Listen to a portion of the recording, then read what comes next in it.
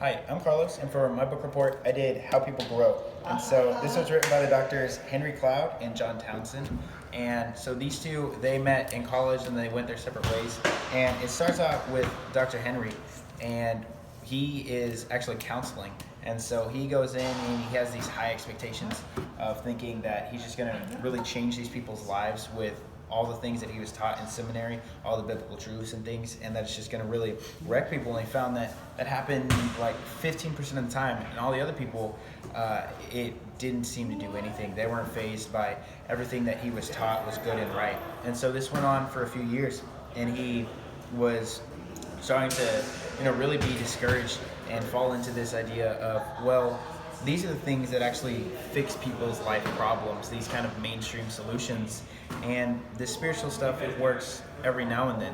And so he kept like a firm hold on his faith, but he didn't know how to use that in practice. He didn't know how to speak that into other people's lives. And this is when he meets up with the other author, the other doctor, and they start talking about, well, ultimately there has to be something, right? There has to be a bridge between what we do within our lives and what the Bible says, and how to apply this into a realistic counseling perspective. And so they really come together in this idea that there isn't a difference between what we deal with in everyday life and what our spiritual walk looks like. That it all together comes into our life and just all the struggles that we go through. It kind of breaks this down, starting with the fall of man, because Adam and Eve were created. They were in perfect spiritual harmony. Everything was going good for them. And then after the fall, we've been trying to work back to that point and being close to God and being feeling good about ourselves, and not having those kinds of problems. And so he talks about that going through the book, the fall, and then who God is, and then he talks about specific spiritual truths. So like, how does obedience benefit us? How does pain and grief, where's the value in that, and different things like how do we deal with temptations? And so he breaks these down chapter by chapter, focusing on how to grow as people and how to facilitate this. So you can look at this from a leader's perspective or from someone who is personally seeking out the growth yourself. And so looking into it, the kind of the coolest things that it spoke to me was the idea of there isn't a different life. We talk a lot about the Sagu bubble and how we're so saturated in things of the spirit, and that's not what the real world is like.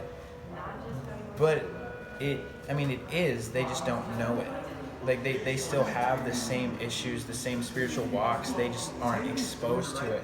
And it is the reality that they're only using half of the solution. They're only using mainstream ideas to kind of combat these things that have originated since the fall of man.